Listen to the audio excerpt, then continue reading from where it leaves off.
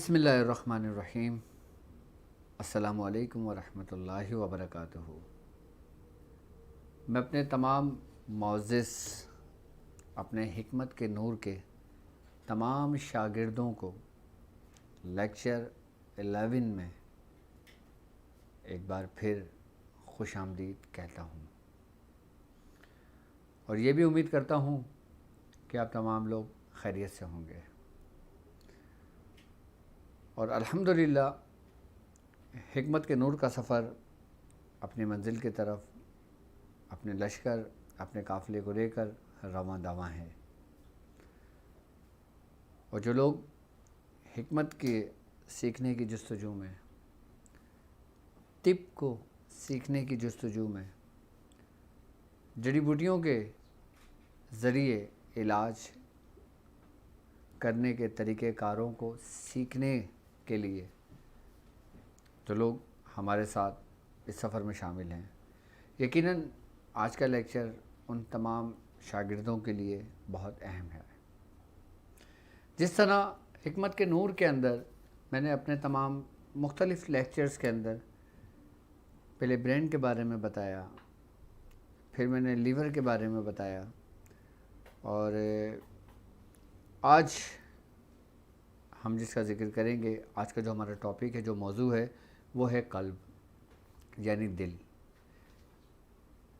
تو دل کا فزیکلی کیا کام ہے اور روحانیت میں دل کا کیا مقام ہے۔ یقیناً حکمت کا نور سے مراد ہم روحانیت اور جسمانی امراض اور جسمانی اعضاء رئیسہ کے بارے میں، یعنی کہ ہمارے وہ قیمتی اعضاء کے جن سے ہماری صحت کا دار و مدار ہوتا ہے۔ اگر ہم جڑی بوٹیوں کا علم سیکھ رہے ہیں، اگر ہم حکمت کو سیکھ رہے ہیں، تو یقیناً ہمیں ان اعضاؤں کے بارے میں جاننا بہت ضروری ہے۔ اب ہم بات کرتے ہیں اس قلب پر، اس دل پر، کہ دل بیسیکلی اس کا فنکشن کیا ہے۔ اگر ظاہری اعتبار سے دیکھا جائے تو ہمارے جسم کے اندر یہ ایک گوشت کا ایک لوتھڑا ہے، لیکن یہ ایک گوشت کا لوتھڑا کہ جسے دل کہا جاتا ہے، اس کے بند ہونے سے انسان کی موت واقع ہو جاتی ہے۔ اس کو جاری رکھنے سے اس کی دل کی دھڑکن اپنے اعتدال پر چلتے چلتے انسان کی صحت کا اندازہ ہوتا ہے۔ یعنی کہ دل ہمارے جسم کا ایک ایسا حصہ ہے کہ جس کے بغیر انسان کی زندگی ناممکن ہے، چاہے وہ روحانی زندگی ہو، چاہے وہ اس دنیا کی ظاہری زندگی ہو۔ اب ظاہری زندگی کے بارے میں اگر ہم زندگی کے حالات کا مشاہدہ کرتے ہیں، انسان کے قلب کا، تو ہم دل کی حالت کو ذرا ہم غور سے اگر دیکھیں تو اس کے اندر 4 چیمبر موجود ہیں۔ 4 چیمبر سے مراد کہ وہ 4 راستے کہ جن کے ذریعے دل خون کو اپنے اندر جذب کرتا ہے، یعنی کہ خون کو اپنے اندر کھینچتا ہے، اور پھر جب وہ خون دل اس کو کھینچتا ہے اور پھر اس کے نفس بالائی حصے سے اس کا اخراج کرتا ہے۔ دل کا کام پمپ اسٹیشن کا ہے، کہ جس طرح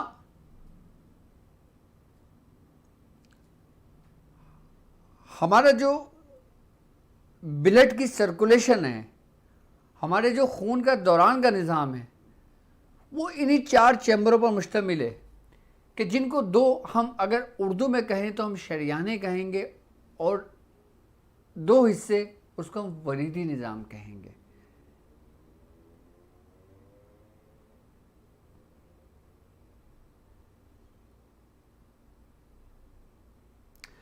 اگر قلب، اگر دل ہمارے جسم سے خون کو سلب کر کے وہ پھیپھڑوں کی طرف پھینکتا ہے، وہ پھیپھڑوں کی طرف اس لیے پھینکتا ہے کہ وہاں سے وہ جگر سے ہوتا ہوا ہے، یعنی کہ جگر کا جو کام ہے وہ خون کو صاف کرنا ہے، پھیپھڑوں کا کام خون کو صاف کرنا نہیں ہے، بلکہ پھیپھڑے ایک بیچ میں ذرائع ہیں کہ جہاں سے وہ گزر کے اس مقام تک پہنچتا ہے۔ ہمارے جسم کے اندر جگر ہی خون بناتا ہے، جگر ہی خون صاف کرتا ہے، لیکن زیادہ تر ہمارے یہاں غلط کانسیپٹ ہے کہ دل ہمارے جسم میں خون صاف کر رہا ہوتا ہے یا ہمارے پھیپھڑے خون صاف کر رہے ہوتے ہیں، جبکہ ان کا تعلق خون کو صاف کرنا نہیں ہوتا، بلکہ اس کو دو حصوں میں تقسیم کرنا ہوتا ہے۔ اور پھر وہی خون کہ جب دو حصوں میں تقسیم ہوتے ہیں تو وہ آپ کے بائیں نفس حصے سے نکل کر بالکل صاف حالات میں پمپ کر کے پوری باڈی کو پہنچ رہے ہوتے ہیں۔ اب اس کی جو سپلائی ہے خون کی، وہ تقریباً 60,000 میل لمبی خون کی نالیوں کے ذریعے جسم کے ایک ایک حصے میں پہنچتا ہے، اور یہ صرف چند منٹوں میں ہو رہا ہوتا ہے، یعنی کہ ایک منٹ میں اگر دیکھا جائے تو انسان کے اوسطاً یہ عمل جو نا 72 مرتبہ ہوتا ہے ایک منٹ میں، یعنی کہ جو پمپنگ کا جو سسٹم چل رہا ہوتا ہے بلڈ کی سرکولیشن کا، وہ ہمارا دل کا جو کیلکولیشن ہے، اس کی جو پمپ اسٹیشن کی جو اس کی لمٹ ہے، وہ ایک منٹ میں 72 مرتبہ اس پروسیس سے گزارتا ہے، اور جب وہ گزارتا ہے تو یہ پھر ان رگوں میں، ان وریدی نظام کے اندر جو وہ ہمارے جسم کے اندر جو باریک باریک رگیں جن کے بارے میں کہا جاتا ہے کہ یہ 60,000 میل لمبی خون کی باریک باریک نالیوں میں یہ اس کے ذریعے ایک ایک جسم کے حصے کو خون پہنچاتا ہے۔ کہتے ہیں کہ اگر کسی جسم کے حصے کے اندر خون نہ پہنچے نا تو اس کو فالج کا اٹیک ہونے کا خدشہ ہوتا ہے، یعنی کہ یہ گوشت کا لوتھڑا آپ کی پوری باڈی کا دار و مدار اس گوشت کے لوتھڑے کے اوپر قائم ہے، کہ جس کے بارے میں حضور کریم صلی اللہ علیہ وآلہ وسلم کا فرمان عالی شان ہے۔ آپ نے فرمایا کہ تمہارے جسم میں ایک گوشت کا لوتھڑا ہے، اگر وہ ٹھیک ہے تو تمہارے پورے جسم کا نظام ٹھیک ہے، تمہارے جسم کے اعمال ٹھیک ہیں، اور اگر وہ گوشت کا لوتھڑا ٹھیک نہیں ہے، خراب ہے، تو تمہارے تمام اعمال خراب ہیں، کہ جسے دل کہا گیا ہے۔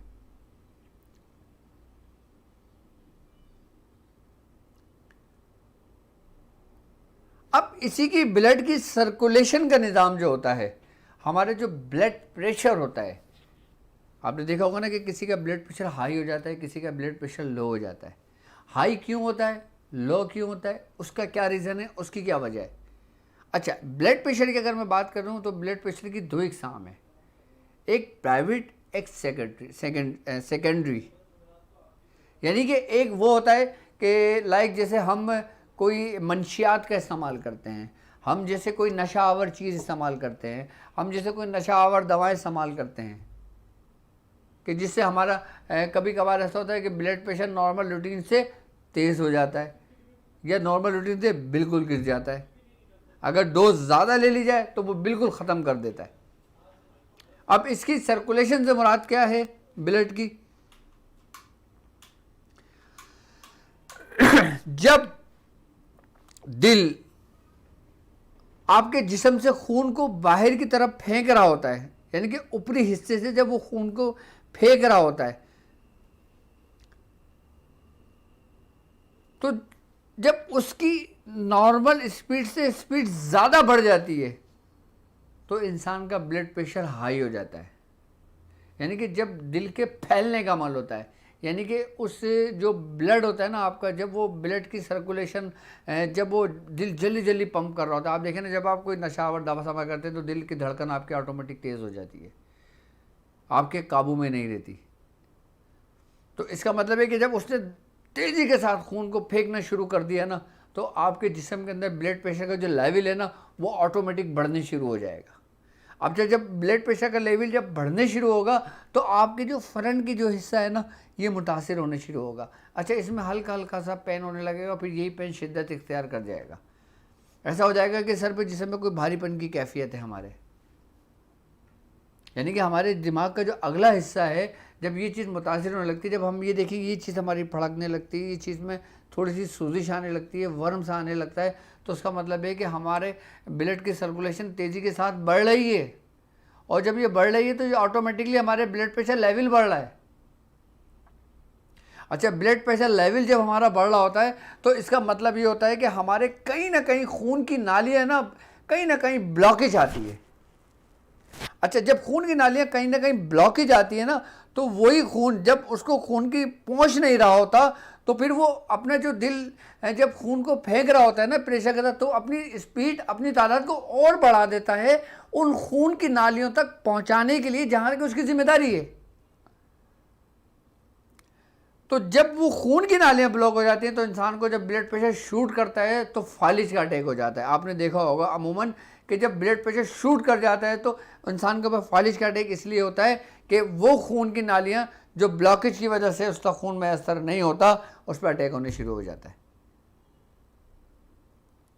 یعنی کہ اب دیکھیں نا، ایک مشین ہے، اب اس نے ایک پریشر سے پھینکنا ہے خون کو، اب جب ایک پریشر سے پھینک رہا ہے خون کا دباؤ بڑھ رہا ہے، جب خون کا دباؤ بڑھ رہا ہے تو پھر وہ اور اتنی تیزی سے اس لیے پھینکنے کی کوشش کرے گا کہ جہاں پہ جو بلاکیج ہے ہماری جو خون کی نالیاں جو وینس ہیں اس کو کھولنے کی کوشش کرے گا۔ جو وینس جو بلاک ہوتی ہیں وہ زیادہ تر ہمارے بے احتیاطی اور بے پرہیزگی کی وجہ سے ہوتی ہیں، جیسے بہت زیادہ اسموکنگ کرنا، جیسے چکنائی کا استعمال کرنا، جیسے انسان کا کولیسٹرول کا بڑھ جانا، جیسے انسان کا بلڈ پریشر کا قابو میں نہ آنا۔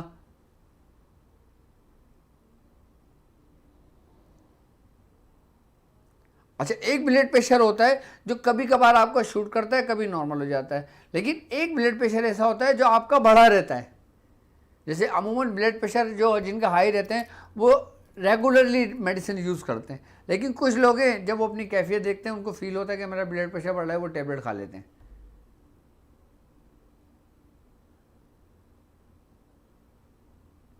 جن کا کبھی کبھار ہوتا ہے اس کو پرائمری کہتے ہیں، اور جس کا مستقل رہتا ہے اس کو سیکنڈری کہتے ہیں۔ اب یعنی کہ جب پیدائشی وقت جب ڈیلیوری ہوتی ہے، جب عورت حاملہ ہوتی ہے تو اس دوران بھی انسان کے بلڈ کی سرکولیشن بڑھ جاتی ہے، اس کا بلڈ پریشر بڑھتا ہے۔ 100% بلڈ پریشر ڈیلیوری کے دوران عورت کا بڑھا رہتا ہے۔ کیوں؟ کیونکہ اس کی جو بلڈ کی جو سرکولیشن ہے نا وہ پمپ اتنی سپیڈ سے پھینک رہا ہوتا ہے جتنے جسم کو ضرورت ہوتی ہے، کیونکہ اس وقت خون ضائع بہت ہوتا ہے، خون کا اخراج ہوتا ہے اس وقت ایک پروسیس کے اندر۔ اچھا، جن خواتین کا بلڈ پریشر ڈاؤن ہوتا ہے اس کا مطلب یہ کہ ان کا جو قلب ہے وہ اس کے اندر سکڑنے کی جو کیفیت ہے نا وہ عام روٹین سے زیادہ ہو گئی ہے۔ یعنی کہ اب ایک جب پریشر سے خون کو ایک جگہ سے پھینک رہا ہے اس کیفیت کے نام کو ہم بلڈ پریشر کہتے ہیں۔ اب جب جب سے پھینک رہا ہے اور دوسری جگہ سے جذب کر رہا ہے، اور جب جذب کرنے کی قوت کے کم ہو جاتی ہے تو اس کا نیچے کا بلڈ پریشر لو ہونے لگتا ہے۔ اب جب نیچے کا بلڈ پریشر لو ہونے لگتا ہے تو انسان کے پچھلے حصے میں درد رہنے لگتا ہے۔ بلڈ پریشر ہائی میں انسان کے آگے کے حصے میں سر میں درد ہوتا ہے، اور بلڈ پریشر لو میں انسان کے پچھلے حصے میں سر میں درد ہوتا ہے۔ یہ تو وہ ظاہری علامت ہیں، لیکن اندر کے فنکشن کی وجہ سے کہ جو ہمارے فزیکلی باڈی کے اندر جو فنکشن ہو رہا ہے، جو ہمارا جو قلب ہے جو حرکت کر رہا ہے، اب یہی قلب اور یہی بلڈ کی سرکولیشن جو ہے ہمارے جسم کے اندر بیماریوں کو زائل کرتے ہیں، اور یہی ہمارے جسم کے اندر بیماریوں کو ایک جگہ سے دوسری جگہ منتقل کرتے ہیں۔ جب کسی کا بلڈ پریشر شوٹ کر جاتا ہے تو اس کے زبان کے نیچے ٹیبلٹ رکھی جاتی ہے۔ کیوں؟ کیونکہ یہ فل فور ایکٹیو اس کا قلب سے دل سے ڈائریکٹ تعلق ہوتا ہے، جو ہماری زبان کا جو نچلا حصہ ہوتا ہے۔ یہ وہ مقام ہے کہ جس کی رگیں ان کا تعلق ڈائریکٹ ہمارے دل کے اس اوپری حصے سے ہے کہ جس کو ہم ایٹریم کہتے ہیں۔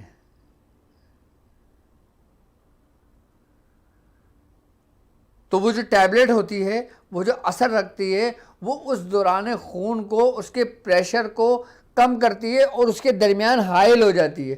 جب اس کے درمیان حائل ہوتی ہے وہی میڈیسن جب ڈیزولو ہو کے ہمارے خون کے ان خلیات میں شامل ہوتی ہے تو وہ اس میں تحریک پیدا کر کے اس کو بالکل نارمل حالت میں لے کر آ جاتی ہے، جس سے ہمارا بلڈ پریشر بالکل ڈاؤن ہونے لگتا ہے، بالکل اپنی اصلی حالت میں آنے لگتا ہے۔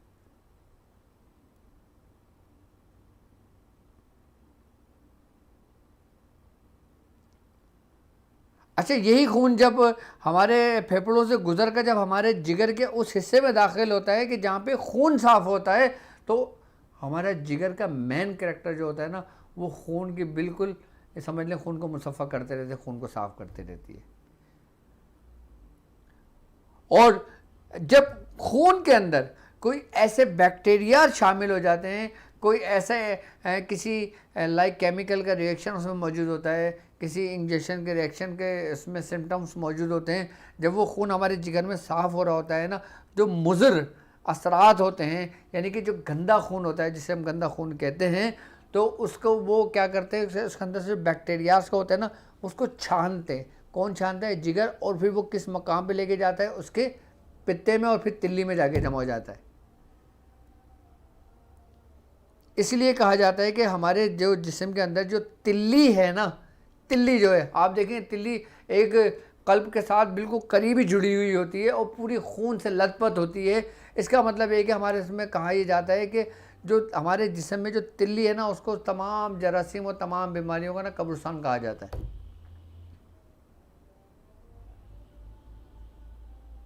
تلی کو جب لائک اس طریقے سے اوپر کی بلڈ کی سرکولیشن سے خون جب مصفہ ہوتا ہے، اور جب کوئی چیز مصفہ ہو رہا ہوتا ہے کہ اس کے جو مضر اثرات جو اس خون میں سے نکلتے ہیں وہ نیچے کی طرف جانب جاتے ہیں اور وہ تلی کے اندر جذب ہو جاتے ہیں۔ اچھا، باقی کچھ بیکٹیریاز ایسے ہوتے ہیں جو اس میں منتقل نہیں ہوتے، لیکن وہ بلڈ میں ہی رہتے ہیں، اور بلڈ کی سرکولیشن کے ساتھ ساتھ ہمارے رہتے ہیں۔ پھر جب ہمارے اندر قوت مدافعت کی جو فوج موجود ہے، جو وائٹ سیلز ہیں، پھر وہ اس سے لڑتے ہیں، اسے فائٹ کرتے ہیں، اور جب وہ اس کو مار دیتے ہیں، اس کا اخراج کرتے ہیں، تو پھر وہ پسینوں کے ذریعے جو ہمارے مسام ہوتے ہیں نا، پھر جب ہم گرمی میں کوئی کام کر رہے ہوتے ہیں، محنت کر رہے ہوتے ہیں، بھاگ رہے ہوتے ہیں، دوڑ رہے ہوتے ہیں، ہمارے جسم سے جو پسینہ نکل رہا ہوتا ہے نا، پھر وہ اس پسینے کی صورت میں ہمارے جسم سے مضر اثرات نکل رہے ہوتے ہیں۔ ہمارے جسم سے پسینہ نکلنا بھی انتہائی ضروری ہے، کہ جو لوگ 24 گھنٹے ایسی میں رہنے کے عادی ہیں کہ جن کو پسینہ نہیں آتا، پھر وہ خیر منائے اپنی، کیونکہ پھر وہ سارے جراثیم ان کے جسم کے اندر ہی موجود ہیں۔ آپ نے دیکھا ہوگا اکثر خواتین کچن میں کام کرتی ہیں، ان کو جب پسینہ آتا ہے، اکثر مرد جب کوئی گھر کا کام کر رہے ہوتے ہیں، کوئی باہر کا کام کر رہے ہوتے ہیں، جب ان کو پسینہ آتا ہے تو وہ پسینے کی صورت کے اندر ہمارے جسم میں جتنے مردار بیکٹیریاز ہوتے ہیں وہ سب کا اخراج ہو رہا ہوتا ہے۔ یہ قدرت کا نظام ہے ایک۔ یہ تھا ہمارے دل کی فزیکلی حالت۔ اب اس دل کی فزیکلی حالت کو ہم کنٹرول کیسے کر سکتے ہیں؟ سوال یہاں پہ یہ پیدا ہوتا ہے۔ اگر میں بات کرتا ہوں تو دنیا میں سب سے زیادہ بائی پاس جن ممالکوں میں ہوتا ہے نا، ان کا تعلق غیر مذاہب سے ہے۔ یعنی کہ جو مسلم کنٹری ہے نا، اس میں دل کے بائی پاس کا اتنا رجحان نہیں ہے کہ جتنا رجحان بیرونی ممالکوں میں ہے۔ اور یہاں تو باقاعدہ طور پر مختلف میڈیسنز کے ذریعے، انجیکشنز کے ذریعے، ویکسینیشن کے ذریعے دل کے امراض کو پیدا کیا جا رہا ہے کہ یہ کیوں نہیں مر رہے، ان لوگوں کو دل کے مرض کیوں نہیں ہو رہے۔ بیرونی ممالک میں یہ کیوں ہے؟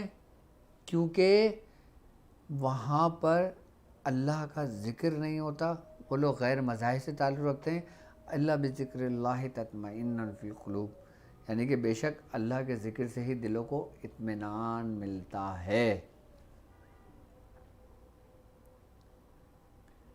خودکشی کا رجحان مسلم کنٹری میں اتنا نہیں ہے جتنا بیرونی ممالک میں ہے۔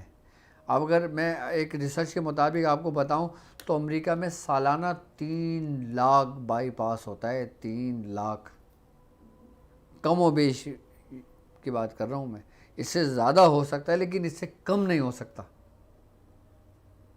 اور یہ ہر سال 3 لاکھ بائی پاس ہوتے ہیں، اور 3 لاکھ بائی پاس پینڈنگ میں رہتے ہیں، اور 3 لاکھ بائی پاس ہو چکے ہوتے ہیں، 3 لاکھ بائی پاس ہو رہے ہوتے ہیں۔ صرف امریکہ کی بات کر رہا ہوں میں آپ سے۔ کیونکہ ان کے پاس ساری آسائش ہیں، ساری دولت ہے، سب کچھ ہے، لیکن ان کو سکون نہیں ہے۔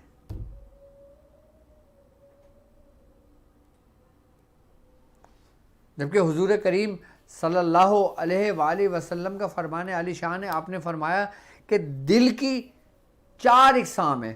اچھا، قرآن میں جن کا ذکر ہے نا دلوں کا، وہ دلوں کی اقسام کے ساتھ ساتھ دلوں کی کیفیات ہیں، میں وہ بھی آپ کو بتا دیتا ہوں۔ لیکن حضور کریم صلی اللہ علیہ وسلم نے جو 4 دلوں کی اقسام کا ذکر کیا ہے نا، وہ 4 دل کون سے ہیں، کس کے ہیں، کیا ہیں، میں آپ کو بتاتا ہوں۔ سب سے پہلی اقسام حضور کریم صلی اللہ علیہ وسلم فرمانے چاہتے ہیں کہ قلب اجرد، یعنی کہ قلب اجرد، الف جیم رے اور دال۔ اچھا، قلب اجرد کسے کہتے ہیں؟ قلب اجرد کہتے ہیں پاک اور صاف دل کو، یعنی کہ تمام گناہوں سے پاک ہوا ہوا دل، وہ دل کہ جو رب کا ذکر کرتا ہے، کہ وہ دل کہ جو چھوٹی چھوٹی چڑیا، چھوٹے چھوٹے معصوم پرندوں کے مانند ہیں، جن کے دل حدیث میں جن کا ذکر ملتا ہے، جن کو قلب اجرت کہا جاتا ہے۔ یعنی کہ وہ دل کس کے ہیں؟ وہ دل ہیں مسلمانوں کے، وہ دل ہیں مومنین کے، مومنوں کے دل کو قلب اجرت کہا جاتا ہے۔ حضور نے فرمایا پھر جو دوسرا قلب ہے وہ ہے قلب مربوط، قلب مربوط، یعنی کہ میم رے بے واو اور توئیں، قلب مربوط۔ قلب مربوط کیا ہے؟ وہ دل کہ جسے باندھ دیا گیا ہو، مربوط کہتے ہیں کہ اس دل کو کہتے ہیں کہ جس کو باندھ دیا گیا ہو، یعنی کہ یہ کس کے دل ہیں؟ یہ وہ دل ہیں کہ جو حق دیکھتے ہیں اپناتے نہیں ہیں، ان کو پتہ ہے سچ کیا ہے، اس کو تسلیم نہیں کرتے۔ آئی نا بس سمجھ میں؟ یعنی منافقوں کے دل، منافق ساتھ رہتے ہیں، حق سن رہے ہوتے ہیں، حق دیکھ رہے ہوتے ہیں، حق بول رہے ہوتے ہیں، لیکن ان کے جو دل ہیں وہ اس کو تسلیم نہیں کر رہے ہوتے، کیونکہ ان کے دل بندھے ہوئے ہوتے ہیں۔ کس کی وجہ سے؟ صرف اور صرف ان کے اعمال کی وجہ سے۔ اور ان کے اعمال کیا؟ منافق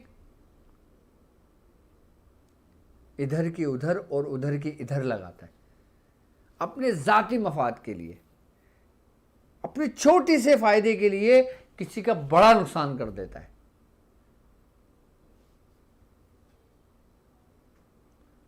منافق آپ کی عزت کا بھی دشمن ہوتا ہے، منافق آپ کی شہرت کا بھی دشمن ہوتا ہے، منافق آپ کی دولت کا بھی دشمن ہوتا ہے، منافق آپ کے اقتدار کا بھی دشمن ہوتا ہے، منافق آپ کے ایمان کا بھی دشمن ہوتا ہے۔ اس لیے ایسے دلوں والوں کو حضور نے فرمایا کہ قلب مربوط، یعنی کہ وہ صحبت بھی اختیار کر رہے ہیں ولی کی، وہ ولی کا بتایا ہوا سبق بھی پڑھ رہے ہیں، ان کی زبان میں کچھ ہے اور ان کے دلوں میں کچھ ہے۔ جب دلوں میں کچھ ہے تو اللہ تبارک و تعالیٰ اس کچھ کے عوض ہی اس کے دلوں کو باندھ دیتا ہے۔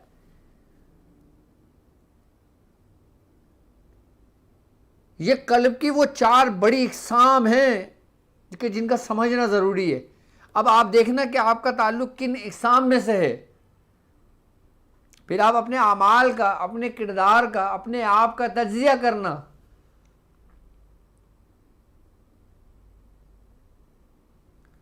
قلب مربوط کہ جس کے دل کو باندھ دیا گیا ہو۔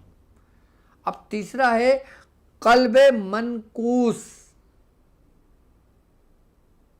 قلب منقوس یعنی کہ میم نون کاف واو اور سین، جس طریقے سے معکوس لکھتے ہیں نا، ایسی عین کی جگہ نون آ جائے گا تو منقوس ہو جائے گا، کہ جس کے معنی ہے اوندھا دل۔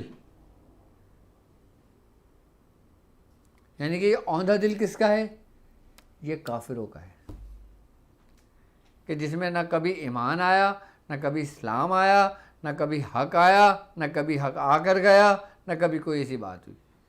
وہ بالکل مہر یافتہ دل ہیں وہ، کہ جن کو منقوس کہا جاتا ہے۔ جو بالکل کفار ہیں، بالکل کافر ہیں، جو شرک کرتے ہیں، جو مشرک ہیں، مشرکین جسے کہتے ہیں، جو مختلف بتوں کی پوجائیں کرتے ہیں، جو کافر ہیں، ان کے قلب کو قلب منکوس کہا جاتا ہے۔ اب حدیث میں فرمایا کہ آپ نے ایک قلب کہ جسے قلب مصفح کہا جاتا ہے، یعنی کہ میم، صاد، فے اور ہا، یعنی کہ ہے، قلب مصفح کہا جاتا ہے۔ اچھا، یہ وہ قلب مصفح ہے جس میں ایمان اور نفاق دونوں جمع ہوتے ہیں، چاہے وہ ذرہ برابر ایمان کیوں نہ ہو، رائی کے دانے کے برابر۔ اچھا، یہ دل ہوتا ہے گناہ گاروں کا، کہ جو فوراً رب سے رجوع کر لیتے ہیں، کہ جو فوراً جن سے کوئی گناہ سرزد ہو جاتا ہے وہ فوراً رب کی بارگاہ میں جھک جاتے ہیں۔ جب ان کو کوئی ندامت ہوتی ہے اپنے گناہ پر، شرمندگی ہوتی ہے اپنے آپ پر، تو وہ رب سے مغفرت کے طلبگار ہوتے ہیں، وہ دورن دعا کے لیے ہاتھ اٹھا دیتے ہیں۔ تو ایسے قلب رکھنے والوں کو کیا کہا جاتا ہے؟ قلب مصفح۔ یہ وہ ہیں جو چار قلب ہیں، یعنی کہ جو چار زمینیں ہیں۔ اچھا، اب اس چیز کو تھوڑا سا ہمیں سمجھنے کی ضرورت ہے کہ قلب کیا ہے اور دل کیا ہے۔ قلب کسے کہتے ہیں اور دل کسے کہتے ہیں؟ قلب وہ چار جو مین ہیں، یعنی کہ جو چار اقسام اس کی مین ہے۔ اب باقی جتنے بھی قلوب جن کا قرآن میں ذکر ہوا وہ تمام کی تمام انہی قلبوں کی کیفیات ہیں، انہی قلب رکھنے والوں کی کیفیات کا جن کا ذکر کیا گیا ہے وہ قرآن میں کیا گیا ہے۔ اب ہم یہ سمجھتے ہیں کہ ہمارا دل ہی ہمارا قلب ہے، جبکہ دل وہ ہے کہ جس کے بارے میں حضور کریم صلی اللہ علیہ وسلم کا فرمان ہے کہ بے شک بنی آدم کے جسم میں گوشت کا ایک لوتھڑا ہے، جب وہ بگڑ جاتا ہے تو اس کے پورے جسم کے اعمال بگڑ جاتے ہیں، اور جب وہ سنور جاتا ہے تو اس کے پورے جسم کے اعمال سنور جاتے ہیں۔ جان لو کہ وہ قلب ہے۔ اب جان لو کہ وہ قلب ہے۔ اب قلب کیا ہے؟ ایک ہے لوتھڑا۔ اب قلب کے اوپری جانب کا حصہ ہم کیا ہے؟ قلب کو اگر ہم بات کرتے ہیں تو جس طرح جسم کے اندر ایک نوری مخلوق ہے، ایک روحانی مخلوق ہے جسے روح کہا جاتا ہے، جو بالکل لطیف ہے، جس کو آنکھوں سے دیکھنا ناممکن ہے، بالکل اسی طرح ایک مخلوق اور موجود ہے جسے قلب کہا جاتا ہے۔ اب جسے قلب کہا جاتا ہے وہ کیا ہے؟ میں آپ کو بتاتا ہوں۔ وہ ہے کہ جو قلب وہ ہے جو 1,80,000 شیطانی زناروں میں جکڑا ہوا بند ہے۔ اب اس کا مقام کہاں پر ہے؟ یہ بالکل جو انسانی دل یعنی کہ سینے میں جو دھڑکن ہے نا، دھڑکن جو دھڑک رہا ہے، جسے عربی میں فواد کہا جاتا ہے، یہ اس کی بالکل اوپری جانب واقع ہے، یعنی کہ گوشت کا لوتھڑا جسے دل کہا جاتا ہے۔ اب جب دل کہا جاتا ہے، اس کا جو اوپری حصہ ہے جسے عربی میں فواد کہتے ہیں، اس کا جو اوپری حصہ ہے نا، اس اوپری حصے کی زمین کو جو نا، جب اس کو قلب کہا جاتا ہے اصل میں، اور یہ شہ رگ کے بالکل قریب ہوتا ہے۔ اچھا، ہم یہ سمجھتے ہیں کہ شہ رگ ہماری یہ ہے، جبکہ رب قرآن میں کہہ رہا ہے میں تمہارے شہ رگ سے بھی قریب ہوں۔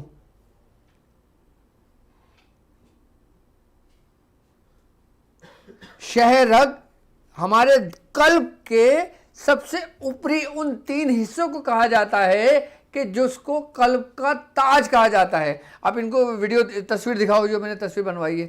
اب آپ یہ دیکھیں، یہ بالکل آپ کو فرنٹ پہ نظر آ رہا ہے، یہ ہے قلب ہمارا، یہ قلب کی ہماری اندرونی کیفیت ہے۔ اب اس کا جو اوپری حصہ دیکھیں، آپ کو جو ریڈ نظر آ رہا ہے نا، جو 3 پمپ ہیں، جو اوپری حصہ ہے، اس کے اوپری حصے کی جو زمین ہے نا، یہ بیسیکلی قلب کا وہ مقام ہے جہاں پہ شہ رگ قائم ہے، جس کے بارے میں رب نے کہا ہے کہ میں شہ رگ سے بہت قریب ہوں۔ کس کے قریب ہوں؟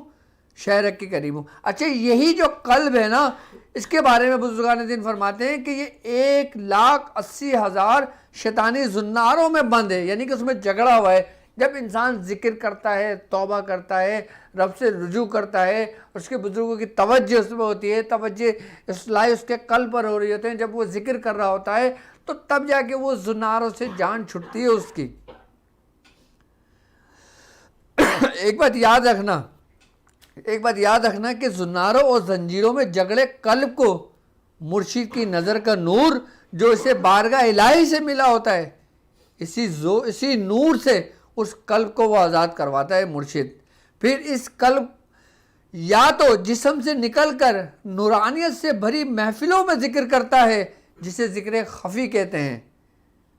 آج اس ذکر کی ڈیفینیشن بھی سن لیں آپ کہ جسے ذکر خفی کہتے ہیں، اور اگر اس قلب میں جسم میں موجود رہے اور وہ دل کی دھڑکنوں کے ساتھ مل کر ذکر کرے تو اسے ذکر قلبی کہا جاتا ہے۔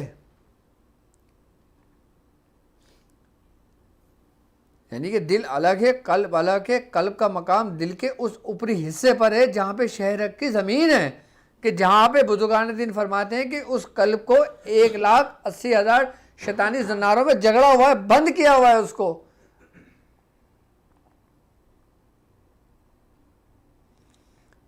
وہاں سے اس کو آزاد کرانے کا نام ہی تو روحانیت ہے۔ وہیں سے تو پھر آپ کا روحانیت کا سلسلہ شروع ہوتا ہے، وہیں سے تو سلوک کا سلسلہ شروع ہوتا ہے۔ اس کے بعد پھر ذکر قلبی تعلیم کیا جاتا ہے۔ اللہ کے ولی،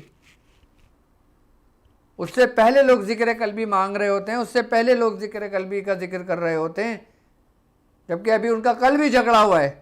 اچھا، قرآن میں اب جن قلبوں کا ذکر ہے، اب میں اس کے بارے میں آپ کو بتاتا ہوں کہ قلب سلیم کا قرآن میں ذکر ہے۔ اچھا، اس کی یہ باقاعدہ ان قلوب جو 4 اقسام میں نے بتائی نا، یہ ان کی کیفیات ہیں کہ قلب سلیم کا ذکر جو قرآن میں ہے نا، یہ وہ خالص قلب ہے، یہ وہ خالص قلب ہے جو کفر، نفاق اور گندگی سے پاک ہوتا ہے۔ یعنی کہ قلب سلیم جو ہے وہ ہمارے جسم کے، ہمارے دل کی جو کیفیات ہیں، وہ کفر، نفاق، گندگی، ان تمام چیزوں سے بالکل پاک ہوتا ہے قلب سلیم۔ یعنی کہ قلب اجرت کی تحریک ہے، یہ اس کی ایک کیفیت ہے، اس کا یہ ایک ریفلیکشن ہے۔ اب اچھا، اس کا ذکر قرآن میں جو موجود ہے وہ سورہ شعراء میں ہے، آیت نمبر 89 میں۔ اچھا، اب قرآن میں جس قلب کا ذکر ہے کہ جسے قلب المنیب کہا جاتا ہے۔ قلب المنیب سے مطلب کیا ہے کہ یہ کس قلب کی کیفیت ہے اور کون یہ قلب رکھنے والے لوگ موجود ہیں۔ قلب منیب کے بارے میں کہا جاتا ہے کہ یہ وہ دل ہے جو اللہ سے توبہ کرنے اور اس کی اطاعت میں لگے رہتے ہیں۔ یعنی کہ جو رب سے ڈرتے ہیں، جو اپنے گناہوں، ان سے کوئی گناہ سرزد ہو جاتا ہے تو وہ ندامت کے آنسو بہا کے شرمندگی کا اظہار کرتے ہیں، وہ اپنے رب سے معافی مانگتے ہیں۔ تو وہی قلب کے اندر جو کیفیت پیدا ہوتی ہے وہ قلب المنیب کہلاتی ہے۔ اچھا، اس کا ذکر جو قرآن میں ہے قلب منیب کا، وہ سورہ قاف میں آیت نمبر 33 میں ہے۔ اب تیسرے قلب کا جو ذکر ہے جسے کہتے ہیں قلب المخبت۔ اب یہ قلب المخبت کیا ہے کہ اور یہ کون لوگ ہیں کہ جن ان کیفیات سے جو یہ گزرتے ہیں قلب المخبت سے، اور قرآن میں کس آیت میں اس کا ذکر ہے؟ یہ وہ قلب ہے جو جھکا ہوا، مطمئن اور سکون والا قلب ہوتا ہے، یعنی کہ جسے اطمینان ہو جاتا ہے۔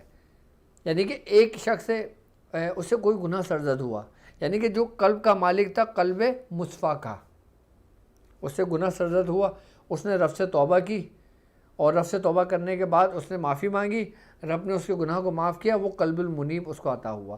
جب وہ قلب منیب پر قائم ہوا تو اس کی کیفیت بدل کر کس میں چلی گئی؟ وہ پھر قلب المخبت میں، یعنی کہ پھر وہ رب کے حضور جھک گیا، اور جب وہ رب کے حضور جھک گیا، اطمینان ہو گیا، سکون ہو گیا اس کو، جس کا ذکر سورہ حج آیت نمبر 54 میں ہے۔ اب اگر میں قلب کی کیفیت کی بات کرتا ہوں تو قلب الوجل ہے، یعنی کہ یہ وہ قلب ہے جو نیکی کے بعد بھی ڈرتا رہتا ہے کہ پتہ نہیں کہ اللہ قبول کرے گا یا نہیں کرے گا، اور اپنے رب کے عذاب میں ہر وقت ڈرتا رہتا ہے۔ اس کا ذکر سورہ مومنون آیت نمبر 60 میں ہے۔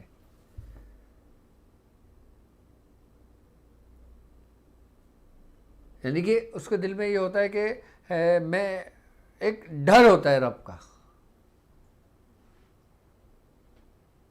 اب جیسے انسان ہوتا ہے نا کہ وہ نماز پڑھتا ہے، بعد میں بولتا ہے کہ پتہ نہیں میری نماز قبول ہوئی نہیں ہوئی، پتہ نہیں میرے ساتھ یہ معاملہ ہوا یا نہیں ہوا۔ یہ بھی کیفیات ہیں، یہ بھی کیفیات ہیں جس کے بارے میں بزرگوں نے اطمینان کے لیے اپنے مریدوں کو، شاگردوں کو یہ سمجھایا کہ اگر تمہیں دوسری نماز کی توفیق ہو، تم نے دوسری نماز کی ادائیگی کر لی، تو سمجھ لو کہ تمہاری عصر کی یعنی کہ اس سے پہلے والی نماز تمہاری قبول ہو گئی۔ ایسے لوگوں کو، قلب رکھنے والوں کو قلب الوجل کہا جاتا ہے۔ اب ہم بات کرتے ہیں 5ویں نمبر پہ جو قلب کی جو کیفیت ہے، اس سے کہتے ہیں قلب التقی، یعنی کہ یہ وہ قلب ہے جو اللہ کی نشانیوں کی تعظیم کرتا ہے۔ یعنی کہ جس کا ذکر قرآن میں ہے نا کہ اور نشانیاں ہیں ان لوگوں کے لیے جو عقل مند ہیں، کہ جو جس کی طلب رکھتے ہیں، جو نشانیوں میں غور و فکر کرتے ہیں، اور نشانیاں ہیں اور نشانیاں ہیں، کہ جس کا ذکر سورہ حج آیت نمبر 32 میں ہے۔ یعنی کہ غور و فکر کرنے والے لوگ، جو تحقیق کرنے والے لوگ، یعنی کہ جو تلاش کرنے والے لوگ، جو مشاہدہ کرنے والے لوگ، یعنی کہ جو مشاہدے کے بعد جو مقامات انسان کو حاصل ہوتے ہیں، جب مشاہدے میں انسان اپنی آنکھوں سے جو کچھ دیکھ رہا ہوتا ہے، پھر وہ اپنی آنکھوں کے ساتھ ساتھ اپنے اس باطن یعنی کہ اپنے اس دل کی آنکھوں سے دیکھ رہا ہوتا ہے، کیونکہ اس کی روشن، کیونکہ یہ وہی دل ہے کہ جس کے بارے میں کہا گیا ہے کہ اللہ تبارک تعالیٰ کی نشانیوں کی تعظیم کرتا ہے۔ یعنی کہ پھر انسان کا قلب اور انسان کی آنکھ دونوں ایک ہو جاتی ہے، بیچ سے پردہ ہٹ جاتا ہے کہ وہی کو جو اس کے قلب میں ہوتا ہے وہ اس کی آنکھوں میں بالکل سامنے اس کو دکھائی دے رہا ہوتا ہے۔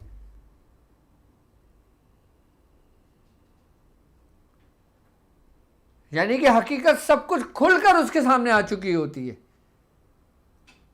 اور جب حقیقت سب کچھ کھل کے سامنے آ چکی ہوتی ہے، جب وہ اپنی آنکھوں سے اللہ رب العزت کی تمام نشانیات کا مشاہدہ کر رہا ہوتا ہے، تو اس کی زبان بند ہو جاتی ہے، کہ جس کے بارے میں بزرگان نے فرماتا ہے کہ جو راز کو پا گیا وہ گونگا ہو گیا، اس کی زبان بند ہو گئی۔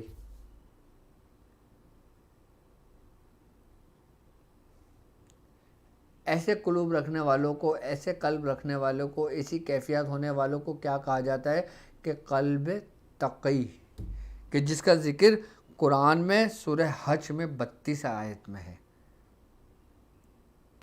اب اس کا جو چھٹی جو کیفیات ہے، جو چھٹی اقسام ہے اس کی، وہ ہے قلب المہدی، یعنی کہ یہ وہ قلب ہے جو اللہ کے فیصلوں پر راضی رہتا ہے ہمیشہ، اللہ تبارک تعالیٰ کے ہر فیصلے پر راضی رہتا ہے اور اپنے رب کی احکامات کو قبول کرتا ہے۔ اس کا ذکر سورہ تغابن آیت نمبر 11 میں ہے۔ یعنی کہ وہی حضور کریم صلی اللہ علیہ وسلم کی حدیث ہے نا، آپ نے فرمایا کہ جب انسان، کسی بھی انسان کو، اگر سارے انسان مل کر اگر کسی ایک شخص کو نقصان پہنچانا چاہیں، اگر رب نے اس کا نقصان نہیں لکھا ہوگا تو اس کو نقصان نہیں پہنچ سکتا، سوائے اتنا جتنا رب نے لکھ دیا ہو، اس سے زیادہ اس کو نقصان نہیں پہنچ سکتا، سارے انسان بھی اگر مل جائے۔ آپ نے فرمایا کہ اگر تمام کے تمام انسان کسی ایک شخص کو نفع دینے کے لیے، فائدہ دینے کے لیے مل کر اس کو نفع دینے لگیں، اور رب نے اس کے حصے میں نفع نہیں لکھا ہو تو وہ اس کو نفع نہیں دے سکتے، اس کو نفع نہیں دے سکتے، اس کو نقصان نہیں دے سکتے۔ لیکن ہاں، جتنا رب نے نفع لکھ دیا اس کو نفع ملے گا، جتنا رب نے اس کو نقصان لکھ دیا اس کو نقصان ملے گا۔ یہ سارے لوگ مل کر اس نقصان کو نہیں روک سکتے، اس سارے لوگ مل کر اس کے نفع کو نقصان میں نہیں بدل سکتے. ایسوں پر ثابت قدم رہنے والے لوگوں کو قلب مہدی کے نام سے پکارا گیا.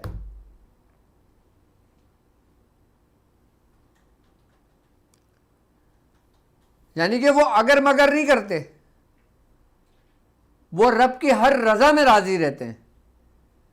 یعنی کہ جو کچھ بھی ہوتا ہے وہ اللہ کی طرف سے ہوتا ہے، جو کچھ بھی ہو رہا ہوتا ہے وہ اللہ کی طرف سے ہوتا ہے، جو کچھ ہوگا وہ بھی اللہ کی طرف سے ہوگا.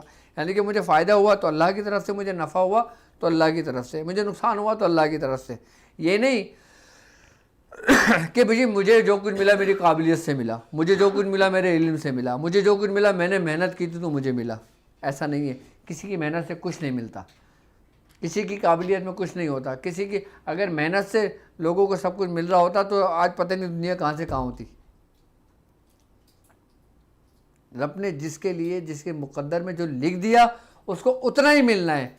ایسے قلب رکھنے والوں کو قلب مہدی کہا جاتا ہے. اچھا، 7واں قلب ہے جو کس کی کیفیت ہے، وہ ہے قلب مطمئن. کیا ہے؟ قلب مطمئن. اچھا، اس کا جو ذکر ہے یہ وہ ہے کہ جس کو اللہ کی توحید اور اس کے ذکر سے ہی سکون ملتا ہے. یعنی کہ وہ رب کے علاوہ کسی اور کی طرف پلٹ کر بھی نہیں دیکھا، جس کا ذکر سورہ رعد آیت نمبر 28 میں ہوا ہے.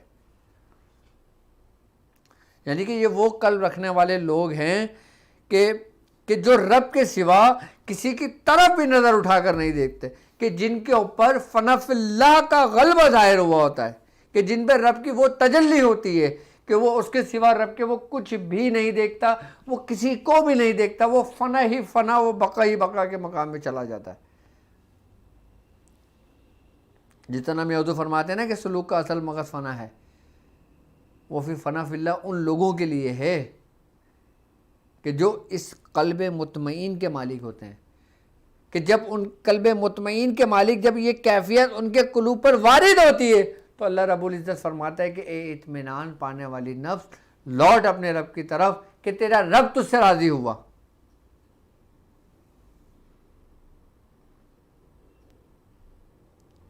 قلب مطمئن.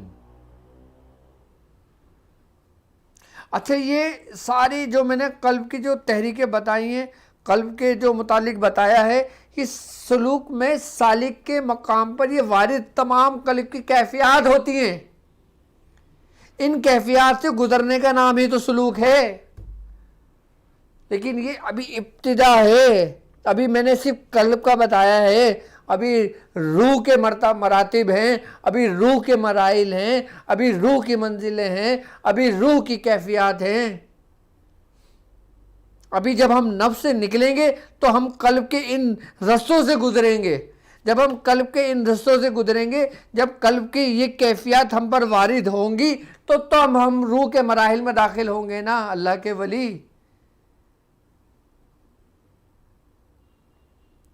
اس کے بعد لطیفہ روح شروع ہوتا ہے نا. ابھی لطیفہ قلب تو سنو پہلے کہ اس کو بیدار کیسے کیا جاتا ہے. آخر میں ہے قلب حی، کہ جس کا ذکر قرآن میں موجود ہے. اب قلب حی کیا ہے؟ قلب حی کے بارے میں ہے کہ یہ وہ قلب ہے جو اللہ کی نافرمانیوں قوموں کا انجام سن کر ان سے اور نصیحت حاصل کرتے ہیں اور عبرت حاصل کرتے ہیں، کہ جس کا ذکر سورہ قاف آیت نمبر 38 میں ہے. اس کا مطلب یہ ہوا کہ یہ قلب حی وہ کیفیت ہے کہ جب انسان ایک رستے سے گزرتا ہے. اب سمجھنا میری بات، اس کیفیت کو سمجھنا قلب حی کی. یہ اس کیفیت کا ذکر قرآن میں موجود ہے. انسان کی اپنی میں کیفیت کی بات کر رہا ہوں.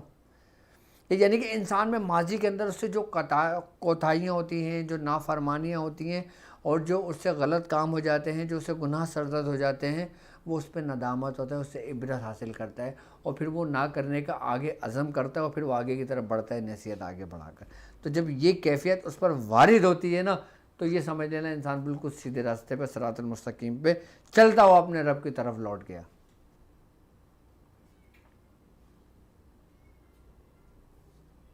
یہ بھی قلب حی کی کیفیت جس کا ذکر قرآن میں موجود ہے.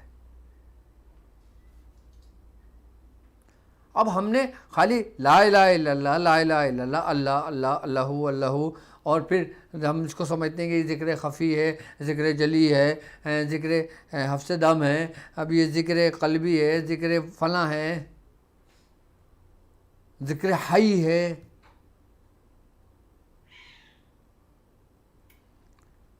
ہم ذکر کیوں کر رہے ہوتے ہیں؟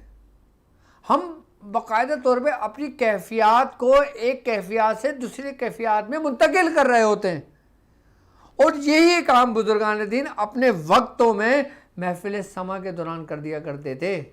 محفل سما اس لیے نہیں ہوتی کہ لوگ ڈھول ڈھابے شروع ہو جائیں اور لوگ رقص کرنے شروع ہو جائیں، لوگ پیسے لٹانے شروع کر دیں، لوگ واہ واہ کرنے شروع کر دیں، پیسے ختم ہو گئے تو سکون سے بیٹھ گئے۔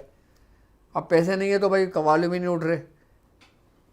قوالیاں اس لیے نہیں ہوتی، محفل سما اس لیے نہیں ہوتی تھی، محفل سما اس لیے ہوتی تھی کہ جو کیفیات کا جن کا میں نے ذکر کیا ہے، جن کا میں نے بیان کیا ہے، انہی کیفیاتوں کو وارد کرنے کا نام محفل سما ہے۔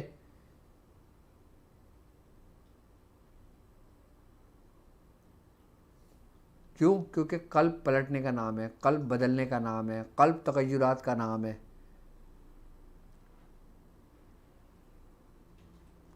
حضور نے ہمیشہ قلب پہ کیوں دعا مانگی ہے؟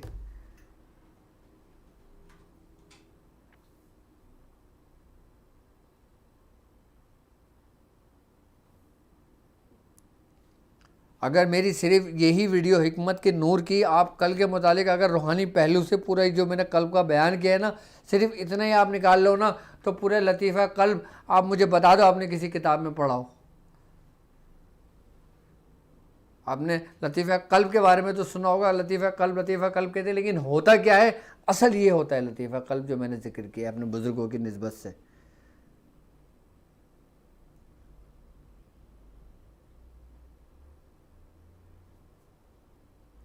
اب جب اتنا کچھ جان لیں گے اس کے بعد ہی دیکھو، ایک بات یاد رکھنا، جب ہم کوئی چیز جان لیتے ہیں، ہم کوئی چیز پہچان لیتے ہیں، اس کے بعد پھر ہمیں اس کو اپنانے میں آسانی ہو جاتی ہے۔ اب جب چیز کوئی ہم جانتے نہیں ہیں، کسی کو پہچانتے نہیں ہیں، ہماری طبیعت کے موافق نہیں آتی، ہم اس کو لاگ اپنانے کی کوشش کریں، ہم اس کو اپنا نہیں سکتے۔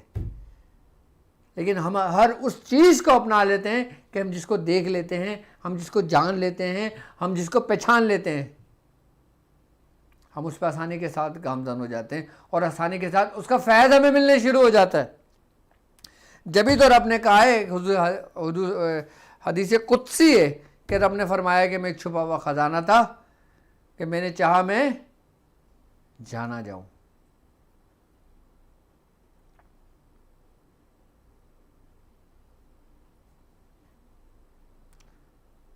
تو اللہ کے ولی یہ ہے روحانیت کا پہلو قلب کا ہے۔ یہ صرف میں نے آپ سے اس کا ایک حصہ بیان کیا ہے جو اس کی کیفیات ہیں قلب کی۔ ابھی انہی کیفیات میں جڑے ہوئے وہ کنیکشن جو ہمارے دماغ سے تعلق رکھتے ہیں، کہ جس کے بارے میں کہا جاتا ہے کہ ان قلبوں کا جو گائیڈر ہے نا، ان قلبوں کا جو گائیڈر ہے، جو ان قلب کو چلاتا ہے، وہ ہمارا دماغ ہے، وہ ہمارا ارادہ ہے، وہ ہماری نیت ہے، وہ ہمارا گمان ہے، وہ ہمارے روحانی کنیکشن ہے، وہی سب کچھ ہے جو کچھ میں آپ کو ابتداء میں بتا چکا ہوں۔ میں نے تو آپ کو بالکل ابتدا سے لے کر چلا، میں نے آپ کو پورا ابتدا بھی بتایا، اور میں سمجھتا ہوں کہ قلب کے بارے میں سن کر آپ کو اطمینان قلب ہو گیا ہوگا۔ لیکن اگر آپ اس ویڈیو کو سنیں، دیکھیں، لکھیں، یہ ویڈیو آپ کے لیے، آپ کے اولادوں کے لیے بڑی کرامت ثابت ہوگی آنے والے وقتوں میں، کیونکہ اس میں قلب کی ظاہری حالت بھی میں نے بیان کی ہے اور قلب کی باطنی حالت بھی میں نے بیان کی ہے۔ دل کیا ہے وہ بھی بیان ہوا ہے، قلب کیا ہے وہ بھی بیان ہوا ہے۔ اب ہمیں سمجھنے کی ضرورت ہے۔ اللہ تبارک و تعالی ہمیں اس پہ عمل کرنے کی توفیق عطا فرمائے، اور اللہ تبارک و تعالی ہم جو کچھ سن رہے ہیں، ہم جو کچھ پڑھ رہے ہیں، ہم جو کچھ پریکٹس کر رہے ہیں، اللہ تبارک و تعالی ہمیں اس میں آسانیاں پیدا فرمائے، اور اللہ تبارک و تعالی ہمیں اس کا اجر عطا فرمائے، اور اللہ تبارک و تعالی ہمیں اپنے بزرگوں کے راستے پہ ہمیشہ قائم و دائم رکھے۔ میری تو یہ دعا ہے کہ ہمارا خاتمہ بالخیر سب کا ایمان کے ساتھ اور اپنے بزرگوں کے راستے پر ہو۔ تو آج کا جو ہمارا لیکچر 11 حکمت کا نور اپنے اختتام کو پہنچتا ہے۔ تو انشاءاللہ تعالیٰ اب میں سمجھتا ہوں کہ جن اسٹوڈنٹس نے مجھ سے قلب کے بارے میں کہا تھا ان کو بھی قلب کا مل گیا ہوگا۔ تو اب مجھے اجازت دیجیے اس بات پہ کہ آپ اپنا بہت خیال رکھیں گے۔ السلام علیکم ورحمۃ اللہ وبرکاتہ۔